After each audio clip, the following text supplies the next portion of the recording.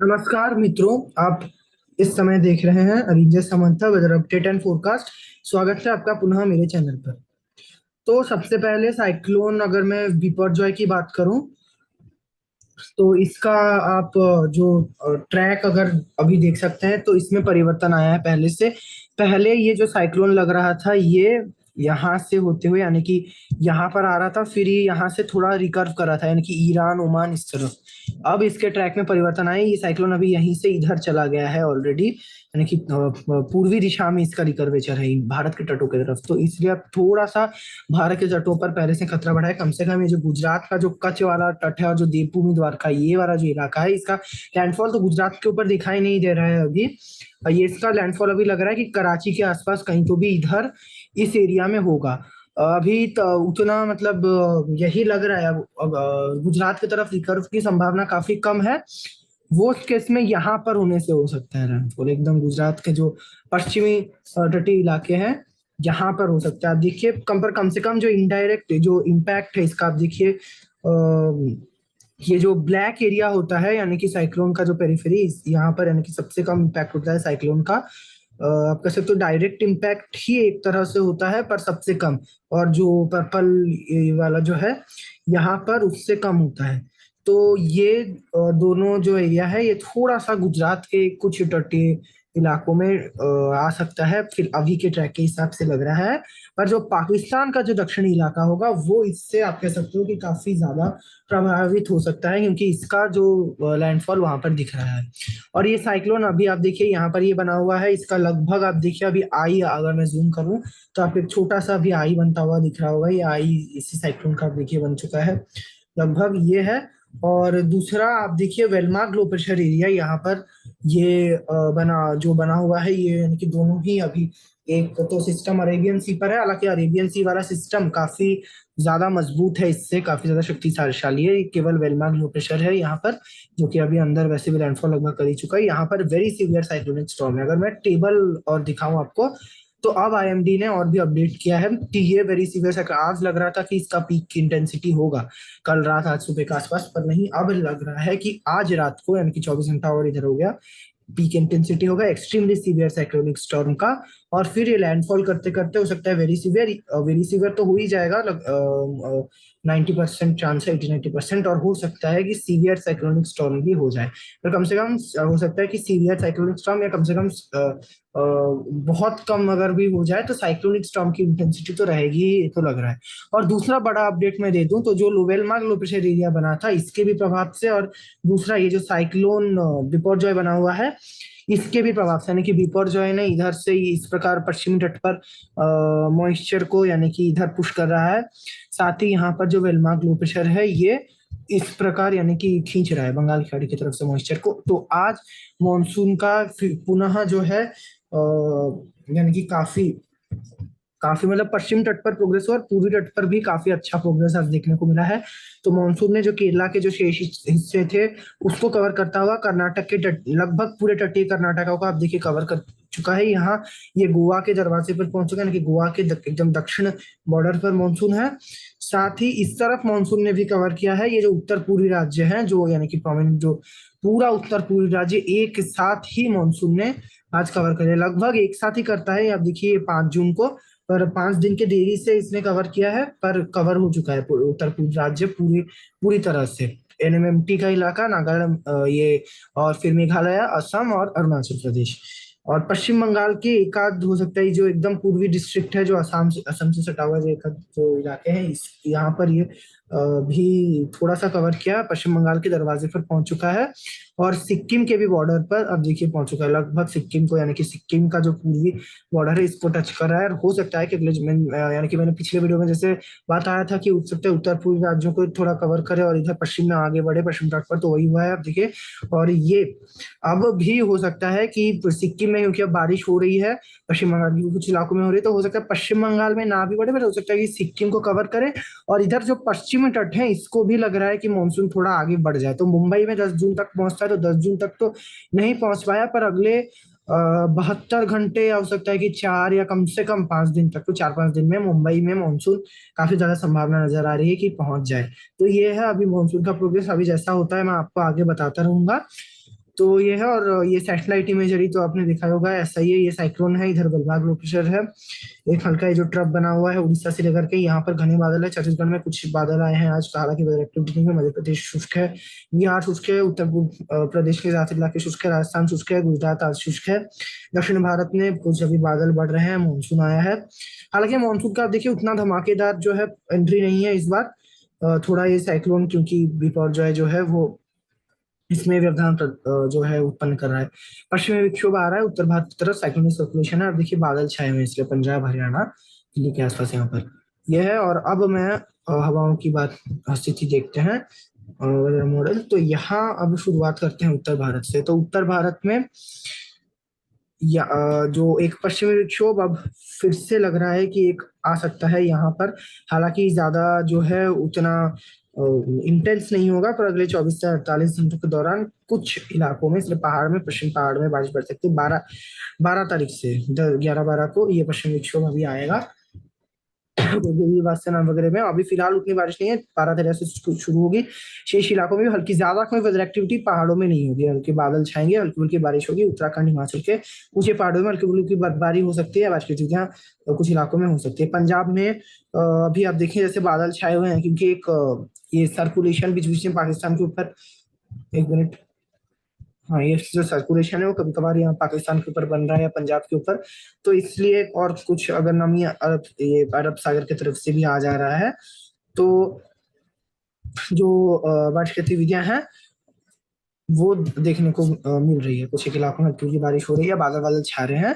तो अगले 24 से 48 घंटे के दौरान भी इस प्रकार का थोड़ा मौसम रह सकता है, दोपहर को शाम को बारिश जैसा मौसम, और इधर अरब सागर की तरफ से कुछ नमी इस प्रकार अगर आए तो हाँ हो सकता है मेघ गर्जना वगैरह हो। ये पश्चिम उत्तर प्रदेश तक रहेगा, बरेली मैक्सिमम कानपुर तक, लखनऊ और इसके आगे मौसम मुख्यतः शुष्क रहेगा, अयोध्या बलरामपुर इन इलाकों में। पर जो एकदम हो सकता है जो उत्तरी इलाके हैं, गोरखपुर बलरामपुर में कुछ बादल आ जाए, ये इसका प्रभाव क्या है कि एक ट्रफ रेखा लग रहा है कि ये पश्चिम बंगाल से बनेगा और ये बिहार होता हुआ एक्सटेंड कर सकता है पूर्वी उत्तर प्रदेश के इलाके तक, बलरामपुर वगैरह तक, पर यहाँ तक उतना प्रभावी नहीं होगा। पर इनकार नहीं कर सकते, इधर ये ट्रफ के ऊपर बंगाल की खाड़ी की तरफ से नमी वाली कुछ हवाएं पहुंच सकती है। हालांकि दक्षिण में वाराणसी हो गया, प्रयागराज हो गया, लखनऊ हो गया, शाहगंज हो गया, इन सारे इलाकों में, गया वगैरह, ये जो बिहार की बात मैं पूर्वी भारत के साथ ही कर लूंगा, नहीं तो यहाँ पर तो मौसम मुख्यतः शुष्क और गर्म रहेगा। इन इलाकों में थोड़ी उमस बढ़ सकती है, इसलिए उत्तरी इलाकों में हालांकि बारिश की संभावना थोड़ी कम ही नजर आ रही है। तो ये है। और ये जो ट्रफ है वो फिलहाल तो नहीं रहेगा, 48 घंटों के बाद 12-13 से बन सकता है एक ट्रफ यहाँ पर। ये यहाँ की बात हो गई उत्तर भारत की। और हाँ राजस्थान रह गया, तो राजस्थान की भी अभी मैं बात कर लेता हूँ। तो राजस्थान में ये साइक्लोन अगर ईसीएमडब्ल्यूएफ मॉडल का देखें तो अब काफी निकट है, पर सैटेलाइट इमेजरी में आप देख सकते हो ईसीएमडब्ल्यूएफ और भी थोड़ा सा निकट दिखा रहा है, लगभग हाँ यहीं पर अब ये साइक्लोन धीरे धीरे निकट पहुंच रहा है भारत के तटीय इलाकों के निकट। हालांकि लैंडफॉल तो यहाँ पर उतना नहीं होगा, यहाँ से अभी जो यहाँ पर आया थोड़ा सा रिकवर हो रहा है, इसलिए पाकिस्तान की तरफ इस दिशा में चलता तो गुजरात ही है आगे। पर ये क्योंकि थोड़ा सा अब देखिए ऐसे हो रहा है, तो ये थोड़ा अभी रिकवर करेगा, तो इसलिए साइक्लोन थोड़ा सा अभी जो है नमी ये तो अपने पास ही रखा है, पर कुछ अगर इनडायरेक्ट नमी इस प्रकार राजस्थान की तरफ पहुंचती है तो हो सकता है कुछ बारिश हो।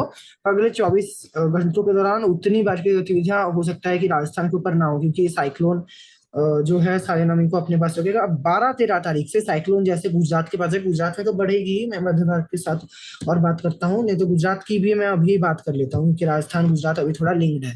तो गुजरात में फिलहाल तो गुजरात के इलाकों में गुजरात राजस्थान से ज्यादा बारिश दिखेगा, अभी बादल बादल छाना थोड़ा थोड़ा शुरू है दक्षिणी इलाकों में।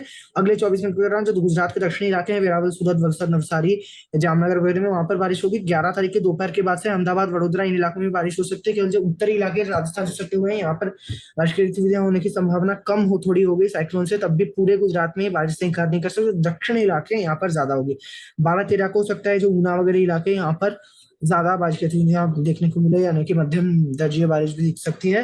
13 तारीख को पूरे गुजरात में बारिश दिखेगी। और जो दक्षिणी राजस्थान है, उदयपुर, चित्तौड़गढ़ और इधर जो यहाँ हो सकता है भीलवाड़ा, कोटा, बूंदी, यहाँ तक बारिश पहुंचे, पाली, बाड़मेर।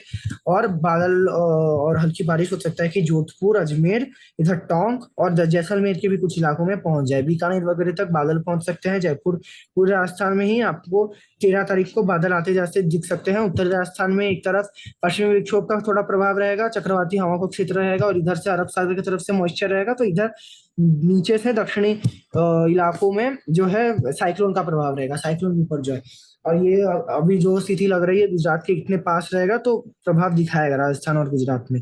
गुजरात में मध्यम बारिश की गतिविधियां होगी 13 तारीख को। कुछ स्थानों पर भारी बारिश हो सकती है। देवभूमि, द्वारका, जामनगर, कच्छ के कुछ इलाकों में भारी बारिश आपको दिख सकती है। 14 तारीख को ECMWF तो दिखा रहा है, अब देखिए कि गुजरात पर लैंडफॉल, अभी ये मॉडल पर आप मत जाइए क्योंकि ये हो सकता है कि थोड़ा गलत हो, और होने से भी गुजरात में ऐसा डिप्रेशन, डीप डिप्रेशन हो। 13 14 को लग रहा है भारी बारिश कुछ इलाकों में गुजरात में होगा। GFS का अगर मैं दिखाऊं आपको साइक्लोन का, तो GFS अब देखिए क्या दिखा रहा है।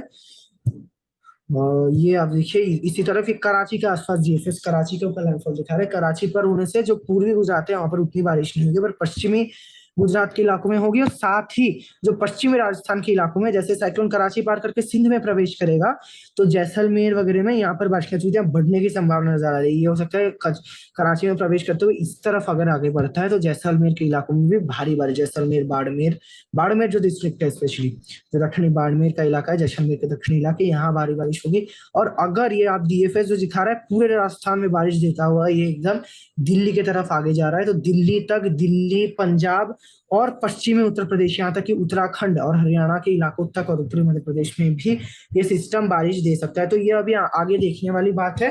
फिलहाल तो अगले 24 से 48 घंटे के दौरान बारिश अब बढ़ना शुरू होगी राजस्थान में, सॉरी गुजरात में बढ़ना शुरू होगी। राजस्थान में 48 घंटों के बाद, 48 से 72 घंटों के बाद कुछ दक्षिणी इलाकों में बारिश बढ़ना शुरू होगी। आगे का अपडेट मैं आपको बाद में बताऊंगा कि ट्रैक वगैरह में कुछ चेंजेस आता है गुजरात से। अभी भी हो सकता है अगर थोड़ा ज्यादा रिकर्व करते हुए जैसे इधर चले गया, थोड़ा इतना भी हो सकता है रिकर्व ना हो, पर अगर इस तरफ भी चला गया तो ये पश्चिमी गुजरात और कुछ एक इलाकों की केवल प्रभावित कर छोड़ देगा, बाकी इलाकों को कोई खास प्रभावित नहीं करेगा। और उत्तर भारत के जो ये वाले जो सारे इलाके हैं ये बच जाएंगे पूरी तरह। तो अभी देखने वाली बात है, मैं आगे आपको बताऊंगा। तो ये हुई गुजरात वगैरह की बात कर ली मैंने अभी, और यानी कि उत्तर भारत और गुजरात की बात। तो पूरी बात की तरफ चलते हैं। तो पूर्वी भारत में ECMWF का दिखा देता हूँ कि ये क्योंकि थोड़ा सा ज्यादा मुख्यतः यानी कि देखा गया है कि GFS से थोड़ा ज्यादा एक्यूरेट रहता है। तो आप देखिए बिहार में अभी कुछ पूर्वी हवाएं भी चलना शुरू हो चुकी हैं। पश्चिम बंगाल के ये द्वार पर यहाँ तक जैसे मानसून पहुंच चुका है, लगभग यहाँ पर मानसून है। मानसून की रेखा पूर्वी भारत में यानी कि छू रही है। उत्तर पूर्वी भारत में तो मानसून पहुंच चुका है, तो अभी लगातार यहाँ पर बारिश की गतिविधियां जारी रहेगी। मध्यम से भारी बारिश, अभी वेलमांग लो प्रेशर एरिया जो है यहाँ पर आप देखेंगे कोई खास सिस्टम नहीं है, पर ये वाला एरिया पूरे आप कह सकते हो, पूरा ये नहीं, थोड़ा बड़ा बना दिया मैंने, ये वाला जो इलाका है ये अभी सलमान लो प्रेशर एरिया के प्रभाव पर है। पूर्वी बिहार, पश्चिम बंगाल और उत्तर पूर्वी राज्य, तो उत्तर पूर्वी राज्यों में सबसे ज्यादा प्रभाव रहेगा इसका। पश्चिम बंगाल में अगले 24 घंटे से 48 घंटे के दौरान बारिश होगी। बारिश शुरू हो चुकी है, पूर्वी पश्चिम बंगाल में संभावना है बारिश की। पूर्वी बिहार में जो है किशनगंज, अररिया, इन इलाकों में बारिश होगी। दरभंगा तक और बहराई यहाँ तक बारिश जा सकती है। पटना में बादल बादल आ सकते हैं, पटना, बहराई इन इलाकों में। और जो पश्चिमी इलाके और दक्षिणी गया इन इलाकों में बारिश की गतिविधियां उतनी नहीं होगी। और हो सकता है कि कुछ पश्चिमी हवाएं 11-12 तारीख से थोड़ा प्रभाव दिखाए बिहार के ऊपर। और अगर पटना वगैरह तक पहुंचा तो गर्मी थोड़ी बढ़ सकती है। अगर बारिश नहीं हुई तो गर्मी का प्रकोप लगाता रहेगा।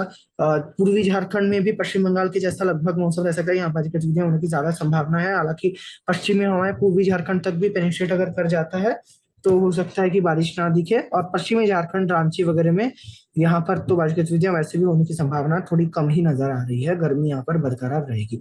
तो पूर्वी भारत में बिहार और झारखंड सबसे शुष्क राज्य बने रहेंगे। पूर्वी और दक्षिण बिहार और झारखंड के पश्चिमी इलाके, शेष इलाकों में बारिश कुछ ना कुछ अभी रहेगी ही। और बादल तो यहाँ भी पहुंच सकते हैं, झारखंड बिहार के इलाकों में भी सारे ही, पर बारिश की संभावना कम है। और अब मानसून जैसे आगे बढ़ता है वो देखने वाली बात है कि पूर्वी भारत में आ पाता है कि नहीं। पर मुझे अभी जो है ये लग नहीं रहा है कि मानसून, अब देखिए यहाँ पर जैसे ये 12 तारीख है तो मानसून इससे आगे जाइए, जो रेड लाइन में बना रहा हूँ, इससे आगे मानसून जाए इसकी संभावना कम नजर आ रही है। तो हो सकता है पश्चिम बंगाल को कवर कर जाए जाते जाते, बिहार के पूर्वी इलाकों को कवर कर जाए, पर जो पश्चिमी बिहार, पश्चिमी झारखंड, इन इलाकों में मानसून की अभी पहुंचने में थोड़ी देरी हो सकती है, क्योंकि आप देखिए पश्चिमी हवाएं लगातार इधर से पहुंचने की संभावना है। तो ये है, अभी वो देखने वाली बात है, जैसे होगा मैं बताऊंगा।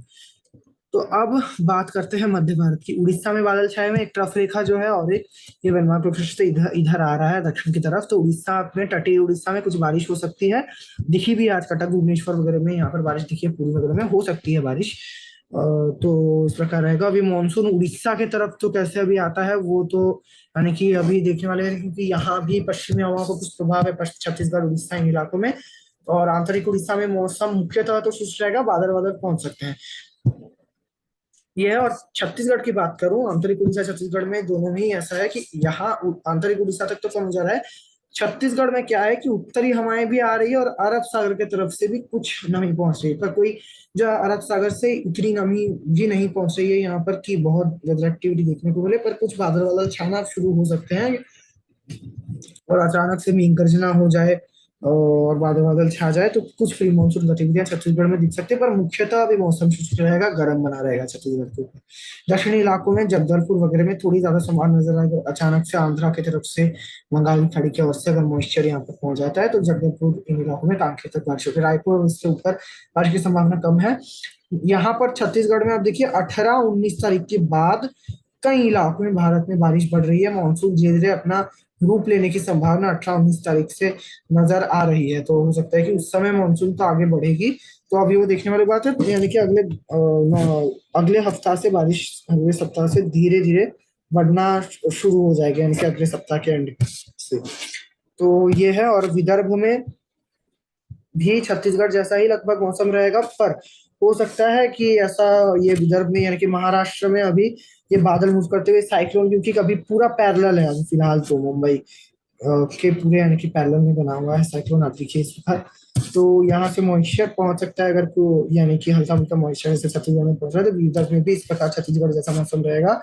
अकोला, ये जो इलाके हैं, ये मध्य महाराष्ट्र, मराठवाड़ा यहाँ भी। और ये जो मध्य महाराष्ट्र है, यहाँ पर जो नासिक, जळगांव, इन इलाकों में हल्की आपको बारिश दिख सकती है, हल्की समुद्र बारिश की गतिविधियां हो सकती है। नासिक, मालेगांव, जलगांव, इन इलाकों में। मुंबई में अब बारिश की गतिविधियां बढ़ चुकी है और ये जारी रहेगी हल्की से, ये मध्यम बारिश की गतिविधियां अभी लगातार यहाँ पर कुछ ना कुछ अभी एक्टिविटी होती रहेगी। अब मानसून हो सकता है कि मुंबई की तरफ भी धीरे धीरे आगे बढ़े। तो ये यहाँ की बात हुई। गुजरात की बात मैंने कर ली है कि अब बारिश बढ़ेगी गुजरात में। और इस साइक्लोन के प्रभाव से केवल मुंबई ही नहीं, पूरा तटीय महाराष्ट्र, कोल्हापुर और यहाँ तक कि सोलापुर तक भी इसका प्रभाव दिखेगा। यहाँ इन सारे इलाकों में, पुणे वगैरह में भी बारिश होगी, लेकिन अगले 24 से 48 घंटों के दौरान बारिश और भी बढ़ेगी। रत्नागिरी और इधर इन इलाकों में, गोवा में, पूरे गोवा और यहाँ पर बारिश की स्थितियां अभी और भी बढ़ने की संभावना है। अगले 24 से 48 घंटों के दौरान मानसून हो सकता है कि गोवा को भी दस्तक दिए जाए, गोवा और महाराष्ट्र के कुछ दक्षिणी इलाकों तक भी मानसून पहुंच सकता है, जो तटीय इलाके हैं, दक्षिणी इलाके। पर ये साइक्लोन यही है कि आंतरिक इलाकों तक उतना मॉइस्चर कुछ नहीं कर रहा, तटीय इलाकों में ही, पश्चिम में ज्यादा सीमित है। तो यहाँ पर कुछ ना कुछ होगी। और दक्षिण भारत की बात करूं तो केरला और तटीय कर्नाटक में बारिश जारी रहेगी लगातार। तमिलनाडु के कुछ इलाकों में हल्की फुल्की बारिश में गर्जना हो सकती है। शेष जो है तेलंगाना और आंध्र प्रदेश में उतनी बारिश की संभावना नहीं है, पर पूरी तरह भी मौसम शुष्क नहीं रहेगा, कुछ ना कुछ वेदर एक्टिविटी यहाँ भी होगी। तो ये है भारत का अभी का मौसम। और अंडमान निकोबार में बारिश जारी रहेगी, लक्षद्वीप में भी बढ़ चुकी है बारिश, यहाँ पर लगातार हो चुकी है कुछ ना कुछ। तो ये है भारत का मौसम। तो मुख्यतः कहें तो जो भारत के पश्चिमी तटीय इलाके हैं, यहाँ पर काफी ज्यादा बारिश होगी, गुजरात में बारिश बढ़ेगी, पश्चिम तटीय इलाकों में मानसून मूव करने की संभावना है, पूर्वी भारत के कुछ एक इलाकों में हो सकते हैं, उत्तर पूर्व राज्यों में लगातार बारिश होगी। और जो मध्य भारत के कुछ इलाके और उत्तर भारत के कुछ इलाकों में मानसून हो सकता है कि आगे अभी देरी करे। तो अभी देखने वाली बात है, ये अभी का अपडेट है, आगे का अपडेट के लिए देखिए मेरे चैनल को। जय जय भारत।